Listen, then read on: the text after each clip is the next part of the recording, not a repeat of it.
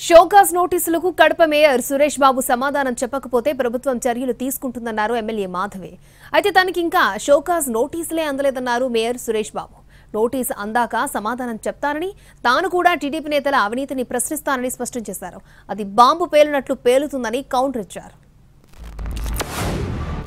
Mayor గారు అవినీతి చేశారు, ఆయన మీద చేయాల్సిన చర్యలు డెఫినెట్గా తీసుకోబడతాయి.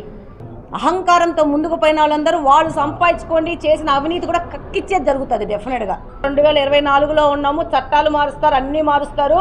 దోచుకున్న వాళ్ళ దగ్గర దాచుకున్నదంతా మట్టంగా గల్లాపెట్ట తెరిచి తీసుకొచ్చుకొనేసి మళ్ళీ ప్రభుత్వానికి అప్పగించడం జరుగుతుంది. కాబట్టి అవినీతిని కొంచెం తగ్గించుకుంటే మంచిది అని నేను ప్రతి ఒక్కరికి పిలుపునిస్తూ ఉంటాను.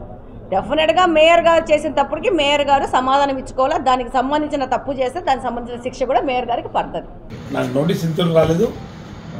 నోటీస్ ఇచ్చిన తర్వాత స్పందిస్తాను. అధికారం ఉంది కాబట్టి అధికార పార్టీ కూడా హ్యాండ్ తెచ్చినారు, నాకు క్లోజ్ చేసిండ్రు, నాకు వచ్చినప్పుడు స్పందిస్తాను. అధికార పార్టీ వాళ్ళు కక్ష సాధింపు చేయాలని ఆలోచన ఉంటాయి, చూస్తాను. నేను దాని గురించి స్పందిస్తాను కదా. ఆల్రెడీ ఇచ్చరికే గ్యాదర్ చేసుకున్నా మంచి బాంబు లాంటి బ్లాక్ చేసే పాయింట్స్ చెప్తా.